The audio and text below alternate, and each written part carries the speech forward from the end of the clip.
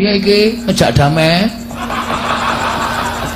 Yo Bagong aku salah. Ya ora apa-apa, sone rasa gleleng ya. Dumeh wong seneng gelut, dumeh wong seneng perang kok. Ora malah iki mergane pasimu. Kala mangsa kula kandhani nggih. Jalma menika tak kena kinira, giri lusi kaya Bagong ngene iki. Arep wong kaya ngene ning akeh sing bantu, akeh sing ngewangi. Iki mau urung nek sampeyan tak laporke upama aku ki dadi wong tumbak cucukan, aku matur Ndara Antasena. Dandang tak aturke kontol-kontol tak aturke dandang. Apa sing tak gawe-gawe tak aturke Ndara Antasena, Ndara Antasena su sampean jotosan karo Ndara Antasena, sapa sing kapitunan?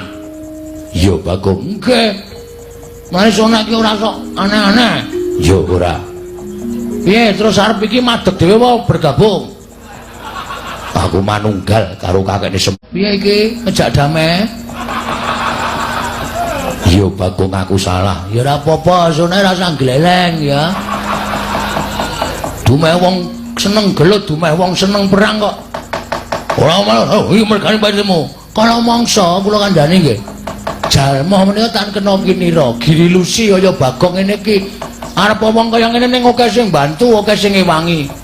Iki mau urung nek sampeyan tak laporke upama aku ki dadi wong tumbak cucukan, aku matur Ndara Antasena. Dandang tak aturke kontol-kontol tak aturke dandang. Apa sing tak gawe-gawe tak aturke Ndara Antasena, Ndara Antasena su sampean jotosan karo Ndara Antasena, sapa sing kapitunan?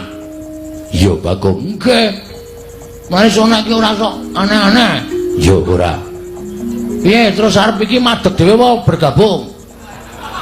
Aku manunggal karo kakekne Lestari TV Kabudayan, nguri-nguri kabudayan daerah.